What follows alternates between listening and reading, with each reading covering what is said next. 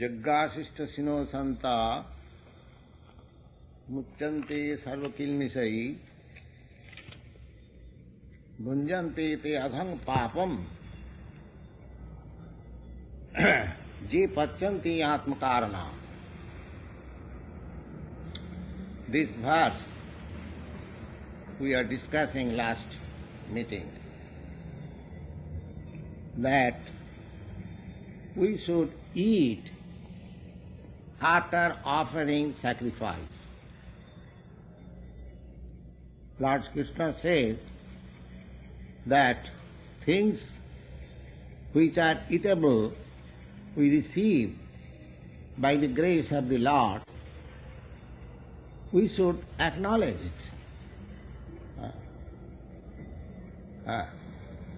We should not be forgetful that our eatables which come to us, they can be manufactured by our sweet will. No.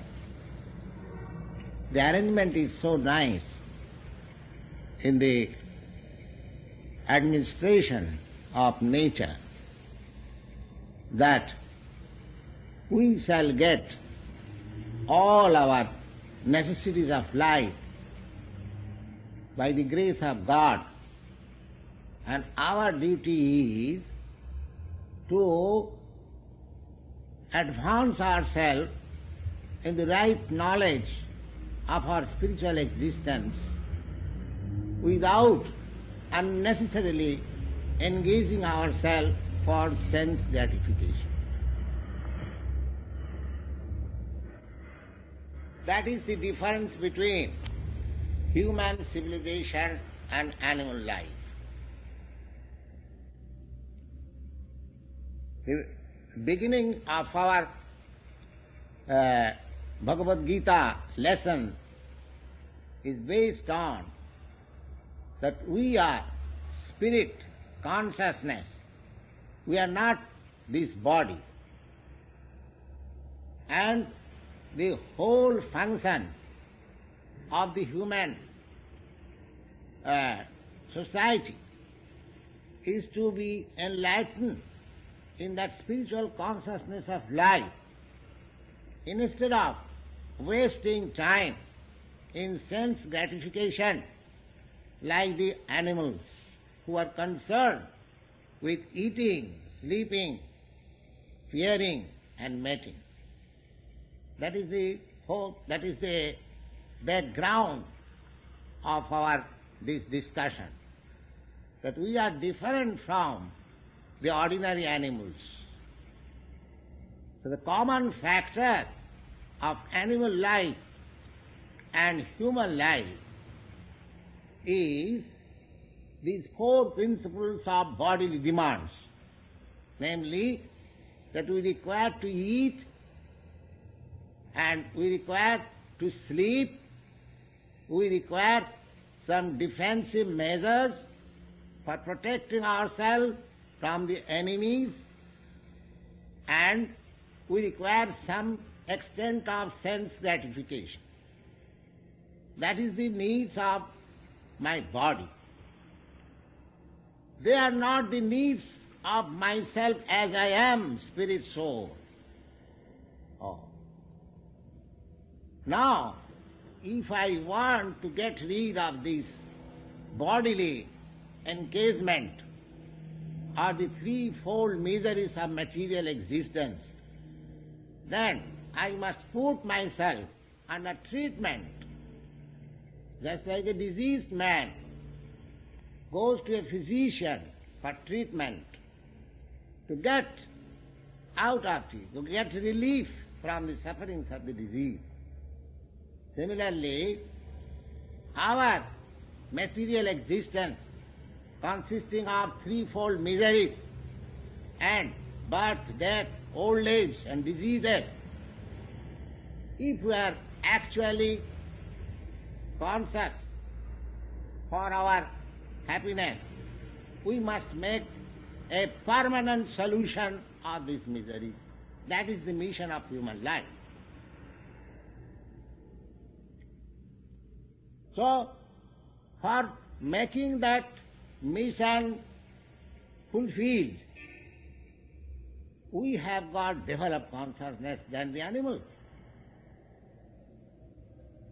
That developed consciousness should not be misused only for the animal propensities of life.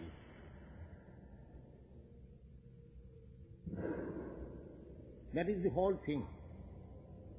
And therefore, Lord Krishna says that in order to reach to that stage of perfection, you should work. Your work should not be stopped. We have already discussed this point that niyatat kuru karma tam tanmadhyayo dharmana, that your prescribed duties should be prosecuted nicely, go on, don't stop it, but work for the life of karma yoga. Karma yoga. Ordinary work is called karma. Ordinary work is karma. And when it is added with yoga, that means spiritualized work. Yoga. Yoga means spiritual perfection, or linking up with the Supreme.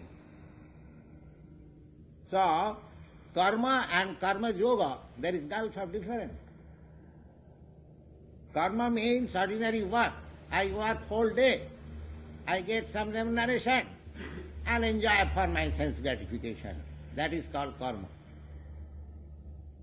In this life or that life, or next life. Somebody, they make charities and other pious acts so that in their next life they get good parentage, good education and opulence so that they can also enjoy life. There are others also who make more advanced karma to get himself promoted in other planetary system, just like moon planet or Sargalok, heavenly planet. There are many planets in which the standard of life is far, far comfortable than here. So, these are not required. To get yourself promoted in higher standard of life, from A-class prisoner to, from C-class prisoner to become A-class prisoner, that is not required. Bhagavad Gita does not teach us that you improve your life in the respect that you are now C-class prisoner, you become A-class prisoner. No. You should not remain a prisoner. You should get yourself this prison life. This material life is prison life. Just like in prison house, we are forced to undergo some sort of miseries. We may agree or not agree, or we have to undergo. In prison life you cannot deny. The state agents are there. He prescribes some work, you must do it. If you say, no, I cannot do it, I am not accustomed to do it, no, then you will be again more punished. Similarly, this is our prison life. This material existence is our prison life. And Prakriti, nature, is the forceful agent. She is always enforcing us to do, to act. Prakriti kriyamanani gunai karmani sarvas. So this is going on. Now if you want to get rid of this imprisonment, then you should begin this karma yoga. Karma plus yoga. Yoga means in connection with the Supreme. That connection with the Supreme begins with this formula, jagga, sacrifice. What you are going to sacrifice? What you have got? Everything is given by God. Anything which you possess, you have not brought anything with your birth. You have come naked from the womb of your mother, and when you shall die, you shall go naked. So whatever you possess, that is given to you for proper use. We should understand that. The whole resources of material nature, they are under your control for making proper use. You can live comfortably, you can eat comfortably, you can live peacefully without any creating animosities or quarrel with your neighbors, and prosecute your spiritual life so that you get rid of this material existence. That is the whole program of material nature. But misusing our developed consciousness, we are trying to misuse the resources of material nature in a different way for aggravating the sense gratification. That is the whole mistake. So, Krishna says that whatever mistakes you have done, I don't mind, but you act in this way. Jagyat, you work. Suppose you have misused your developed consciousness in so many ways, and you are now entrapped. Suppose you have started a very complicated industry. Now, if I say that this complicated industry is not required by you, you simply require some fruits and grains to eat, why you are engaging yourself into this complicated and dangerous form of earning your livelihood? Stop it. No, that is not possible. That is not possible. Now you are entangled. You cannot stop. Sri Krishna says that don't stop your work, but by the result of your work, you try to make sacrifice for the cause of the Supreme. Then your entanglement will be automatically loosened. The whole energy which you apply in your industry, if the result is offered to Krishna, that means that energy is utilized for Krishna. Not for that industry, but for Krishna. That is the thing. Just like Arjuna. What was he?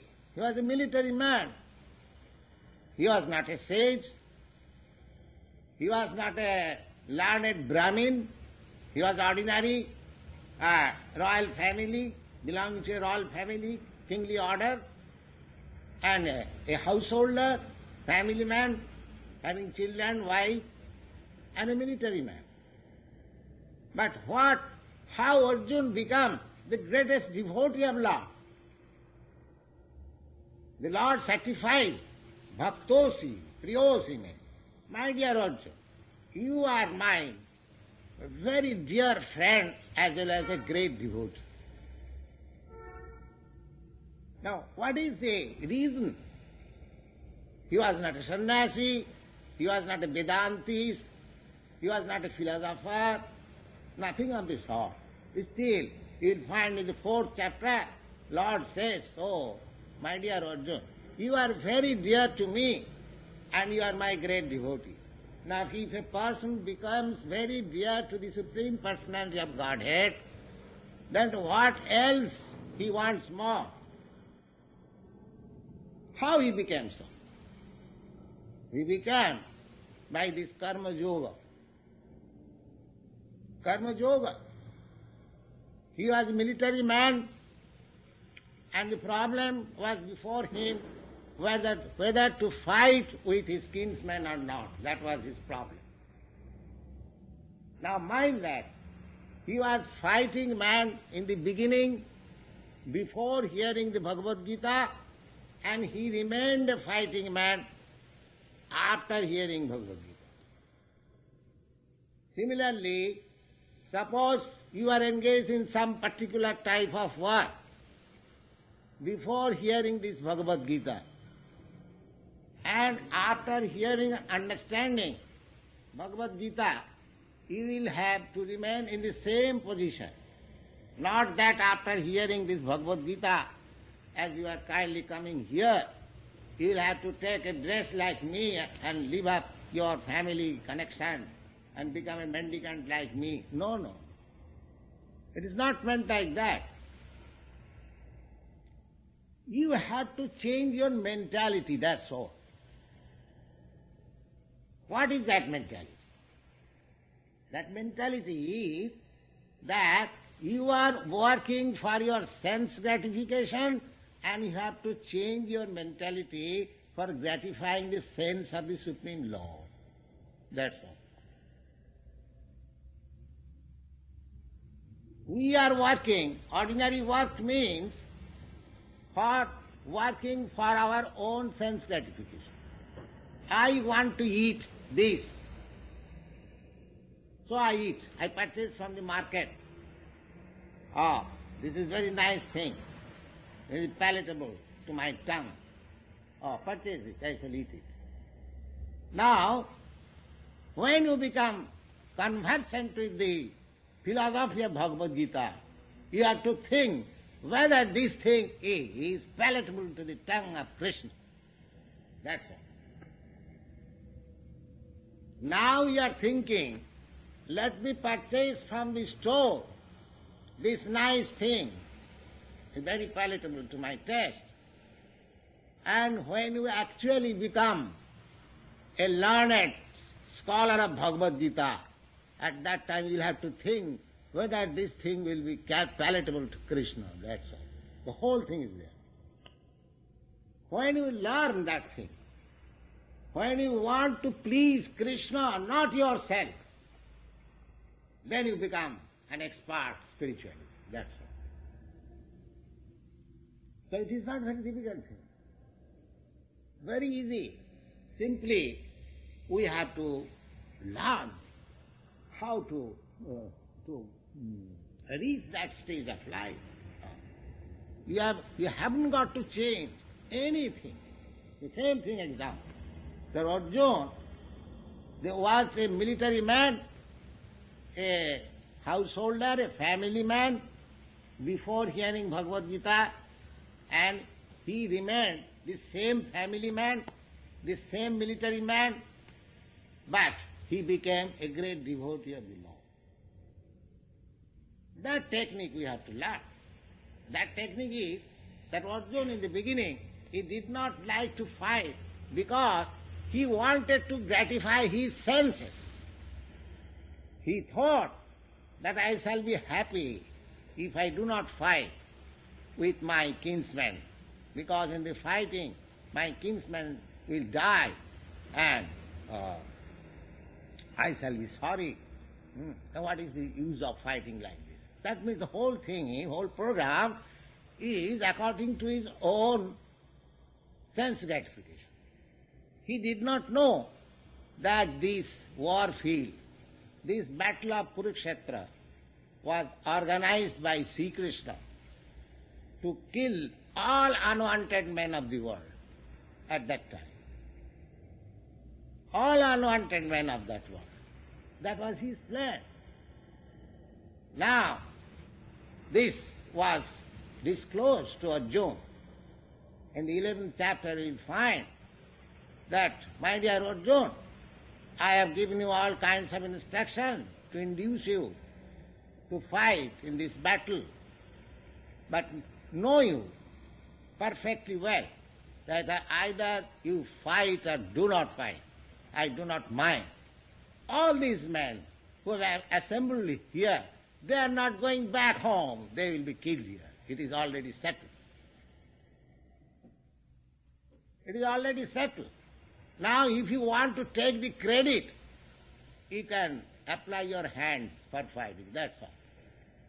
So, anything that is going on in this world, it is under the supreme supervision of the law.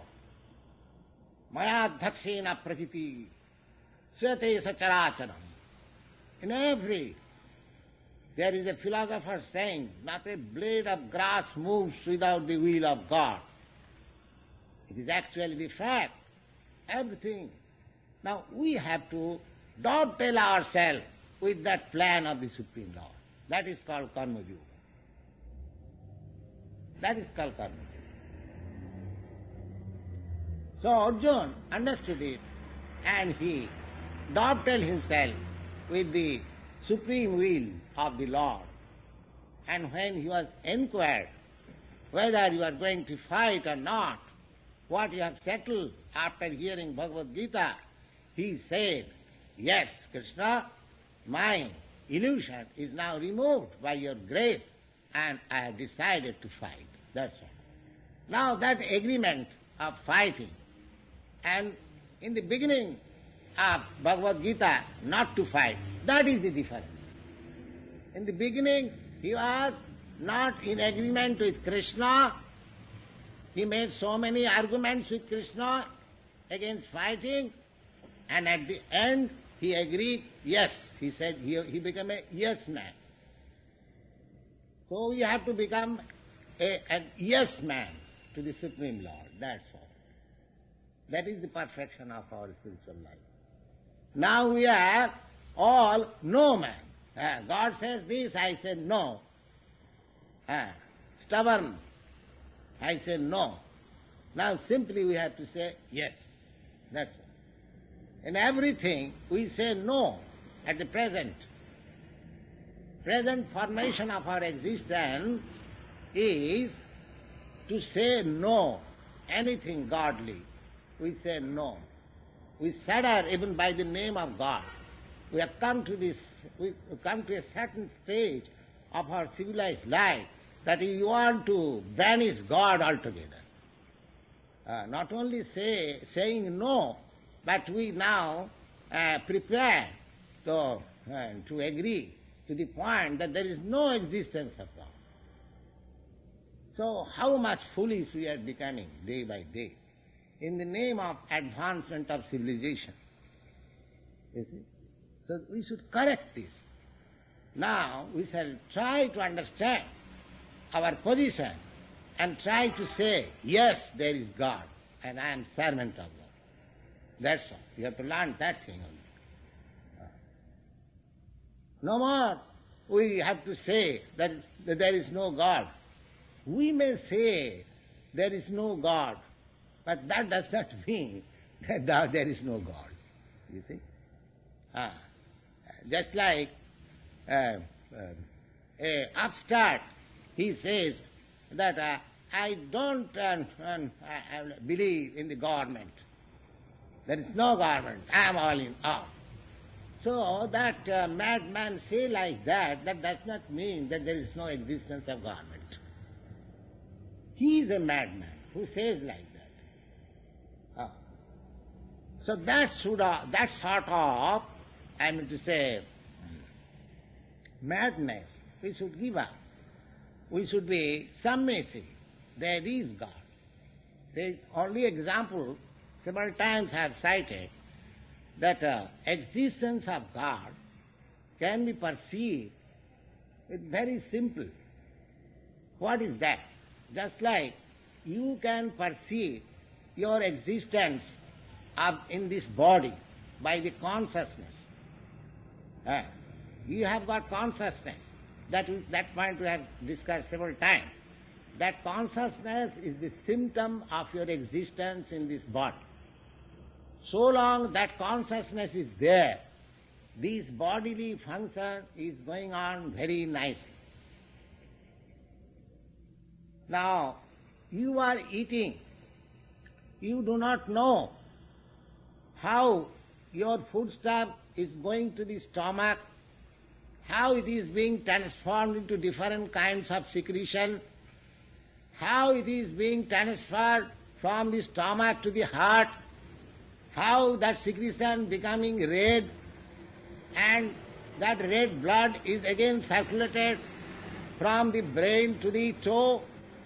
This nice machinery work is going on within your body. This physiological condition is present. in your body.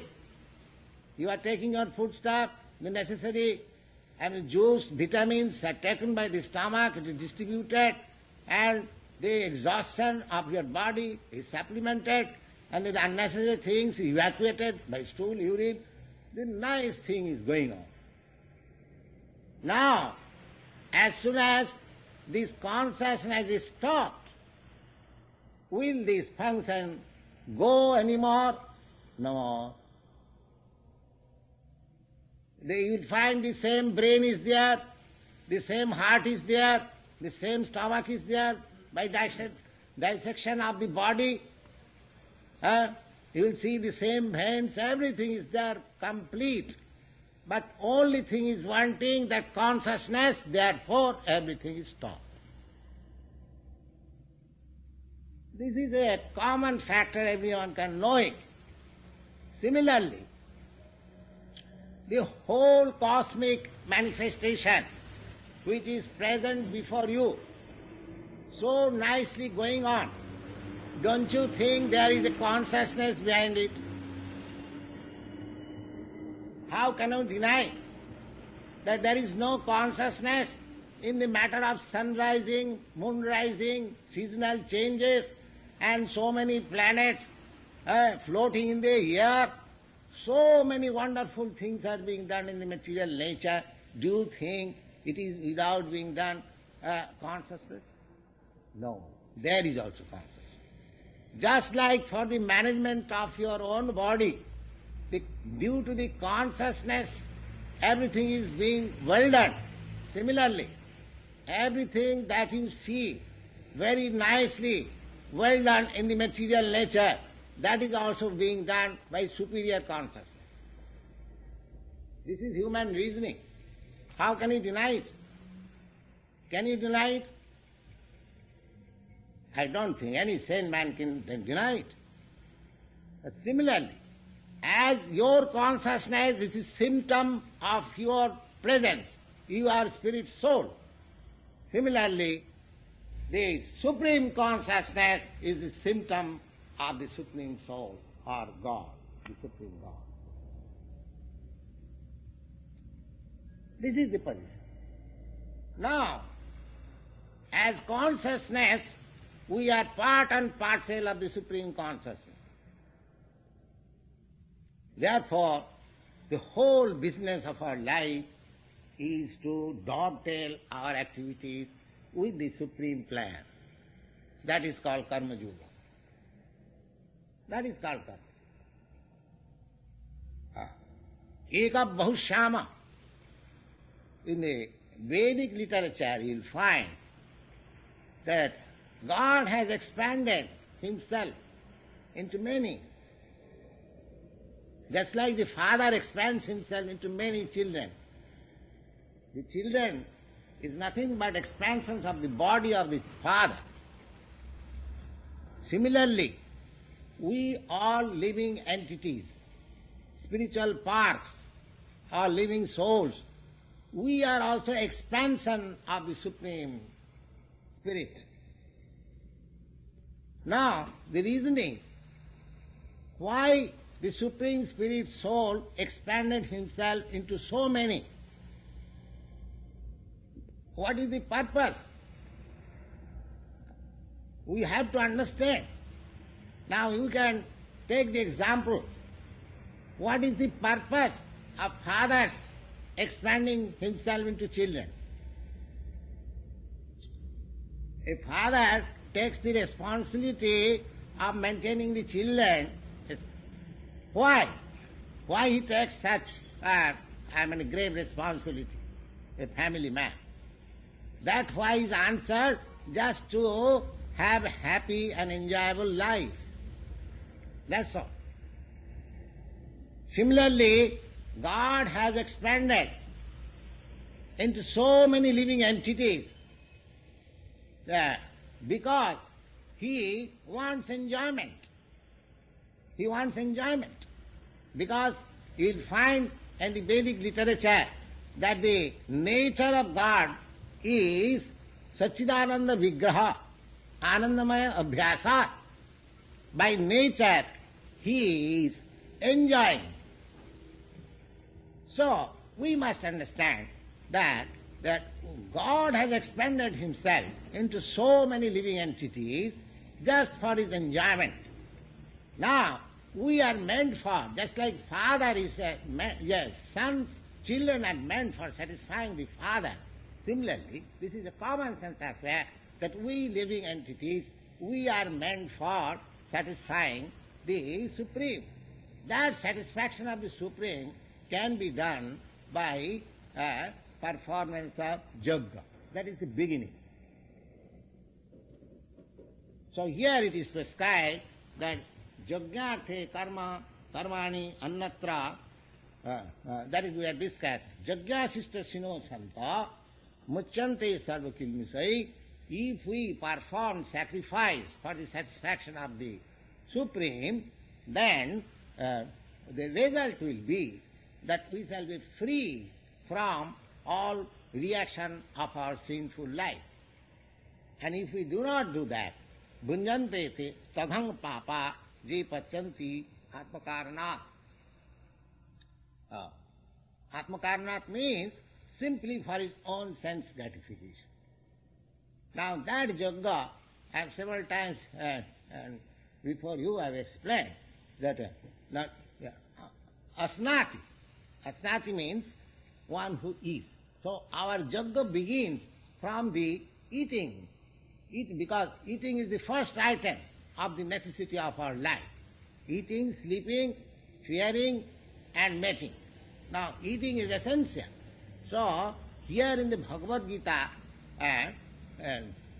openly speaks that just control your eating process in the Yajna. Just begin your karma yoga from the eating formula. Then gradually other things will develop. Because our senses, there are so many senses. We have got the eyes, the ear, the nose, the tongue, the hand, the leg, and so many. We have got 10 senses, sensory organs and working organs. So these organs, there are, out of all the organs, the tongue is the most uncontrollable organ. Tongue. When we eat, perhaps those devotees who eat with us, we chant this, that Sarira Avidya Jal Jarandriya Taheka. This body is the encasement of our nescience, of our ignorance. And in that body, the senses are our greatest enemies. Out of that, the tongue is the most powerful enemy. Tar madhye jivhavati lobhamaya sudurmati. Lobhamaya sudurmati, because tongue is always hankering after palatable things. And it is making me bound up in so many reactions of my life. That is the secret. Therefore, in the Bhagavad Gita, in the beginning, the Karma Yoga begins with the tongue. Yajnasista sino santa. We have to eat. Now we have to control the tongue first. How we can control the tongue? By offering sacrifice. By offering, we have to take food stuff for maintaining our body. Now if we offer the food stuff preparing to the Lord, that is called Yajna. Yajna is not a very difficult thing. You are preparing food stuff for eating at your home. You have simply to prepare that food stuff in a nice way so that you can offer to Krishna. That's all. Your process of eating or your process of securing ingredients for eating or your cooking, nothing is stopped. Only thing is required that instead of cooking for yourself, for the satisfaction of your tongue, you please cook it for satisfaction of Krishna. And take the prasadam afterwards. Now take for example, the other day we had some feasting. We cooked it nicely and offered Krishna, and then you took. What was the difficulty there? Was there any difficulty? So many gentlemen you are present here who partook of that prasadam, how nicely it was prepared and how we enjoyed. So is Jagga a very difficult thing? So it is not at all difficult. Simply we have to adopt the principle. That's all. And if we adopt that principle, here it is clearly said, the Jagga Sistasino Santa, Santa, but these things are arranged by pious men and devotees of the Lord. Ordinary men, they don't care. What is this nonsense Jagga? Let us go to the hotel and get to a parrot. You see? That is another thing. But those who are serious about solving the problems of life, let them take to this Jagga principle. Is it very difficult? Not at all. It is rather pleasurable. What do you think, Mr. Green? You are also present that day. Did you not like? So, Jagga is not difficult. Now, if by doing that, Jagga, if we become free from all reactions, then why should we not do it? Why should we not do it? There is no difficulty, there is no question of difficulty, rather it is a thing of pleasure, ananda. The whole thing is ananda. Ananda means pleasure, enjoyment. Spiritual life does not mean that void of enjoyment. No, it is full of enjoyment. We are seeking after enjoyment, but that enjoyment is hampered by our material existence. We do not know. We are trying to squeezing out the senses and trying to have material pleasure. This is nonsense, because we do not know what is spiritual life. Spiritual life means unlimited pleasure. There is a verse describing about Rama. Hare Rama, Hare Rama, Rama Rama, Hare Hare. We chant. Now what is the meaning of Rama? That is described. Ramante Jogina Anante Satyanande Chidatmani Iti Rama Padena So Parabrahma Vidhiyate. Rama means Raman. Raman means enjoyment. The Yogina, now mind that, karma yogi, those who are yogi, those who are trying to get spiritual life, regain their spiritual vitality, they are called yogi. There are different kinds of yogi. Karma yogi, jnana yogi, dhyana yogi, raja yogi. The highest of all of them is the bhakta yogi or the bhakta. Yoginam api sarvesam madgata antaratmana saddhavan bhajati jo mam sami yukta tamo mataha. You find it. The highest yogi is he who is only Krishna conscious. Simply his life is full of Krishna consciousness. He is always trying to satisfy Krishna. That's all. And to satisfy Krishna is the easiest thing. Is the easiest thing of all yogic process. You haven't got to show your gymnastic power. No. Simply prepare your good food stuff, offer to Krishna, chant Hare Krishna and enjoy life. Yoginam api sarvesam. He is the best yogi. Best yogi. That is, you'll find it. So begin it. What is the difficulty there? So far the techniques are required. We are present. The books are there, the literature are there, the authorities are there. Simply we have to agree, yes, yes man. Simply you have to agree, yes. Henceforward we shall become karma yogi. Then from that very point your life begins. Oh, karma yogi. Yes man, mind that. That instead of saying no to Krishna, just like Arjuna said no in the beginning, no sir, I am not going to fight. You don't try to induce me, my dear Krishna. He argued so many things with Krishna. And then at the last moment he said, yes, I shall fight. So from no man to yes man, that's all. So we have to agree. Now, we are now no man. We say everything about God, no. Now, we have to learn yes.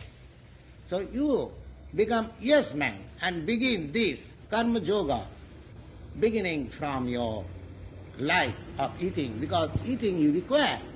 Without eating you cannot exist. Therefore, Bhagavad Gita teaches you that you begin your karma yoga from the point of eating. Jagga asista sino santa muchanti sarvakilmisai bhunjante te adhang papa je pachanti atmakarana. Now, people may say, why shall I bother myself about this Jagga principle?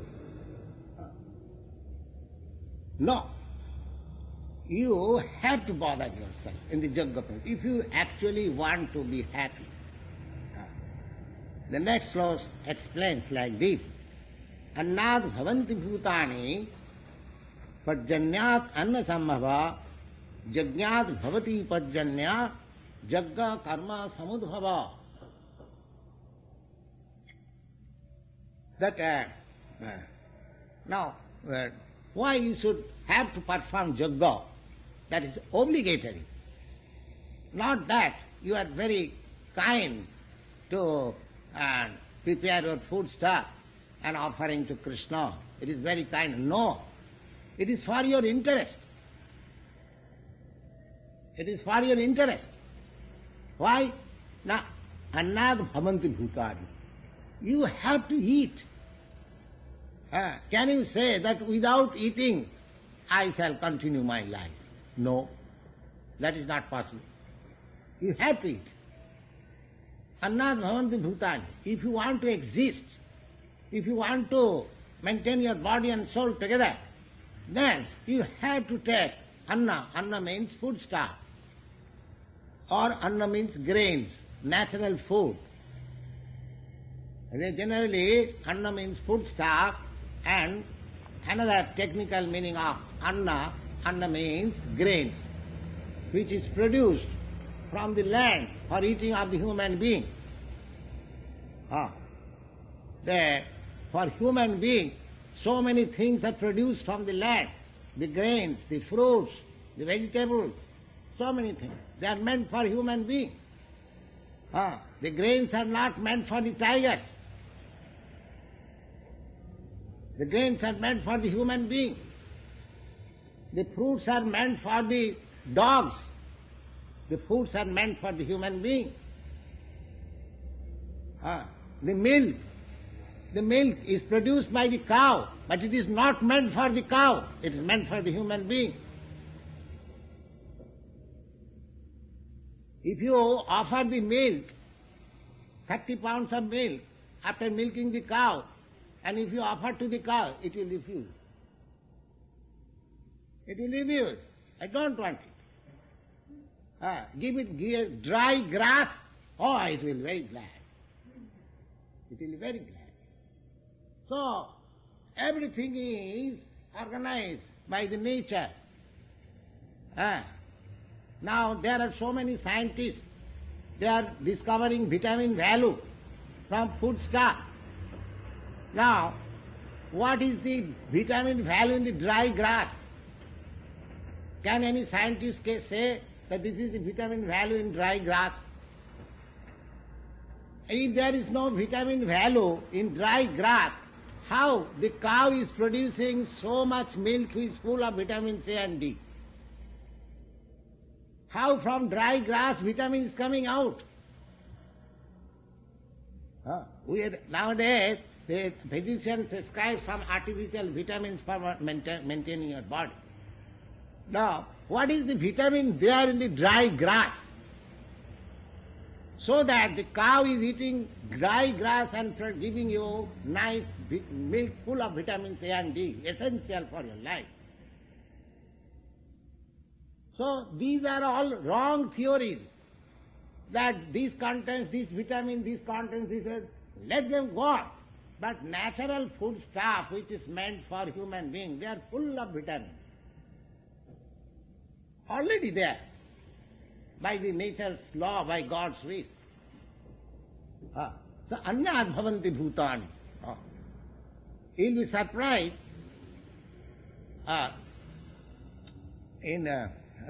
when I was family man, I had a servant, was only 22 years old. Oh, yes, too stout and strong, you see. So one day I asked him, that his name was Buddhu. So I asked him, Buddhu, what do you take that you are very stout and strong? He said, my dear sir, I take only these corns. Corns. You know corns? Corns, and it is powdered. The powdered portion he used to make bread, and the grain portion he used to cook as rice, and he was taking that. That's all. Corn. Corn, yes. And he was very stout and strong. He was deriving all the vitamins, because he was poor man. He could not eat any butter or milk or any other things, meat also, no. Nothing of the sort. He was simply eating. He was drawing at that time only 22 rupees from me. 22 rupees means, according to an American exchange, is come to $5. $5 a month, his income. And what he could spend. So he was taking the cheap food, but he was very strong and sound. The whole idea is that these grains are meant for human being. Coarse grain or fine grain, there are so many varieties of grain, varieties of rice, varieties of dal, according. Now the fine rice, the basmati rice, the liberal class, in India of course we have got this distinction, they are not satisfied with this white rice. They want coarse grain for satisfaction. While gentleman class, they cannot eat coarse grain. They want finer grain. So all these varieties of grains and vegetables and everything is there by nature's arrangement, by God's arrangement. Here it is said, Annad bhavanti bhutani. Now, your body depends on the food stuff supplied by nature. Annad bhavanti bhutani parjannat anna sambhava. And these grains are produced by rains. Parjanna. Parjanna means regular rainfall from the sky by the arrangement of God. It is not your arrangement. Rainfall is not your arrangement. It is supernatural arrangement. If there is regular rainfall, then it can produce all the necessities of our life. I think, Carl, you are reading from the Bhagavad Gita about Maharaj Yudhishthira's reign during his kingdom, how rainfall was regular and the necessities of human beings were being produced. So here it is the same thing. Anna, the grains are life subsistence, human being. Annad bhavanti bhutani, and grains are produced by regular rainfall. Parjannat anna sambhava. Parjanna means rainfall. And jagyat bhavati parjanna. And rainfall is produced when you offer jagga, sacrifice to the Lord. Regular rainfall will be possible when people are engaged in the jagga. Otherwise nature will control rainfall. For want of rain, all your arrangement, mechanical arrangement, tractors and all these things will all fail if there is rainfall. There is no rainfall. So, control of the rainfall is not in your hand. It is in supernatural power. So here it is said that rainfall is made possible by offering yajna, by sacrifice. Pajannat, yajnat bhavati pajanna, yajna karma samudbhavam. And yajna is prescribed according to the Vedic rituals. Now just see the link. Living entities, they can develop by eating grains. Grains are produced by rainfall.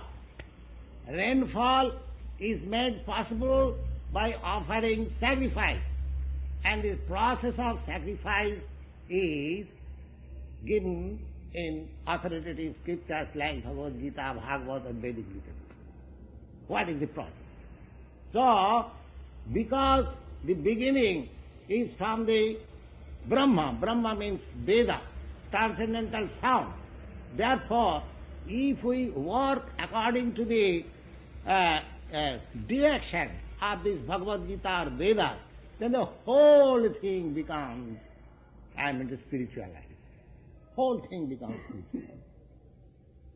Because karma yajna karma samudbhavam, karma.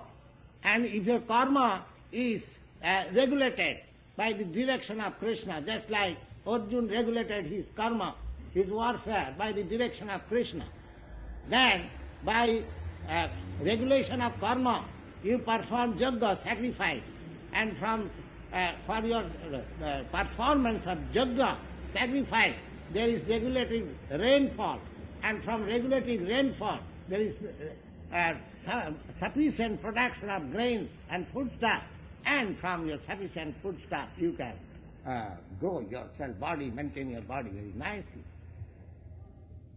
The whole program is like that. Annad bhavanti bhutani, pajannat anna sambhava, yajnad bhavati pajanna, yajna karma samudbhavam. Karma brahma bhavam vidhi, and the nature of our karma, how we should work, that is directed. That is directed in Vedic literature, just like Bhagavad Gita, just like Arjuna was directed. Now, karma brahma samudvidhi, brahmakhara samudbhavam, tasmat sarvagatang brahma nitta yajne pratishthitam.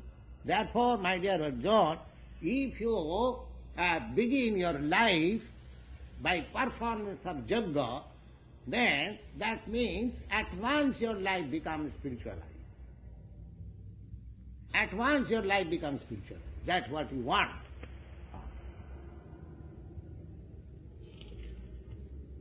Evang pravartitang chakra, nanu bhattiha, nanu bhartayati yaha ja, aghayu indiyarama mobhang pratha sajivati.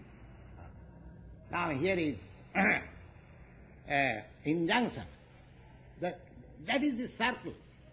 That is the circle. That how to work, that injunction is there. Now why this work, any work, suppose you will drive in a motor car, that is a sort of work in the street, or there is injunction that you should drive on the right. You should stop your car when there is red light. You should not proceed an inch. So many regulations. Even for your driving car, anything of your life you want to do, there are directions, proper directions from the authorities.